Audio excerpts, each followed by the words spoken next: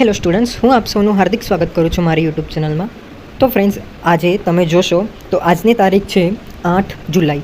તો આજે અગર હું એન્જિનિયરિંગના એડમિશનમાં બેઝિકલી D2D એન્જિનિયરિંગ એટલે કે ડિપ્લોમા ટુ ડિગ્રી એન્જિનિયરિંગની વાત કરું તો તમે જેમ આ ACPCના સેક્શનમાં નીચે આવશો તો એટ ધી એન્ડ જે છે અહીંયા નીચે ઓનલાઈન એડમિશન ડિટેલ્સમાં તમે જોશો તો એક ઇમ્પોર્ટન્ટ PDF જે છે તમારી સામે હું ઓપન કરવા જઈ રહ્યો છું, જે લખેલું છે કે ઇન્સ્ટિટ્યૂટ વાઇઝ એડમિટેડ રાઉન્ડ 1 એટલે કે હમણાં લાસ્ટ જે 6 તારીખ હતી તો ત્યારે GTUના તરફથી ડિપ્લોમા સેમિસ્ટર 6 રેમિડિયલ અને સેમિસ્ટર 6 રેગ્યુલરનું રિઝલ્ટ જે છે આવી ગયેલું છે.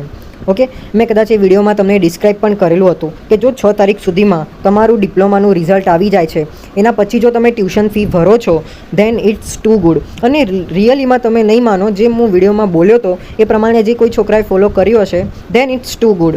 બરાબર. તો મિત્રો બેઝિકલી આ PDFની અગર આપણે વાત કરીએ તો ચલો હું આ PDFને સૌથી પહેલાં ઓપન કરી લઉં તમારી સામે. તો જુઓ મિત્રો, ઉપર જ લખેલું છે કે ટોટલ એડમિટેડ કે પછી એલોટેડ પછી vacant D2D institute round 1 after reporting.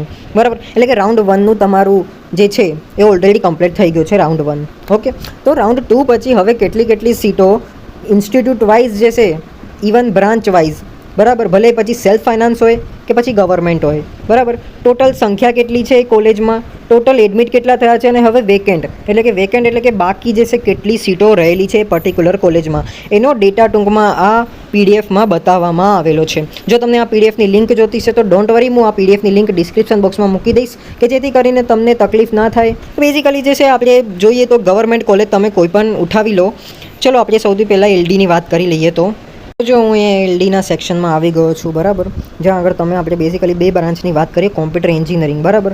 તો એમાં જો વેકેન્ટ તો જો આ છેલ્લો બોક્સ જોઈ લો 0 0 જ છે, બરાબર. તો LDમાં મિકેનિકલ એન્જિનિયરિંગની બી જો તમે સીટ જોશો તો 0, બરાબર.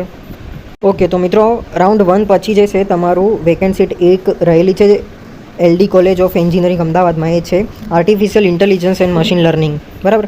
જો તમારે જાણવું હોય મિત્રો કે આ વેકેન્સી જે એક રહી છે તો એનો ડેટા જે છે શું છે, ડેટા બાય મીન્સ કે તમારે એ પર્ટિક્યુલર સીટમાં કેટલા મેરિટ સુધી ઇન્ટેક થયેલું છે, તો તમે આપણે રાઉન્ડ 1નું જે છે કટ ઓફ એનાલિસિસ કરીને તમે જોઈ શકો છો. ઓકે, એનાથી તમને બેઝિક આઈડિયા આવી જશે કે કેટલા રેન્કથી કેટલા રેન્ક સુધી આ particular artificial intelligence and machine લર્નિંગમાં છે, બરાબર.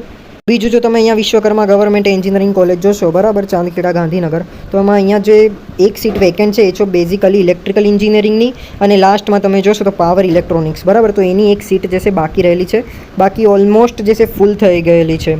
પછી અગર આપણે વાત કરીએ તો અહીંયા જુઓ તમે Shantilal Shah engineering college Bhavnagar, civil engineering પછી ઇન્ફોર્મેશન ટેકનોલોજી, તો એમાં બેઝિકલી એક સીટ જે છે વેકેન્ટ છે. એવી જ રીતે તમે GEC ગાંધીનગરમાં જો તમે જોશો તો IC એન્જિનિયરિંગ જે છે ઇન્સ્ટ્રુમેન્ટેશન એન્ડ કંટ્રોલ, તો એમાં વેકેન્ટ સીટ જે છે 3 છે. બીજું મેટાલર્જીમાં 3 છે, બરાબર.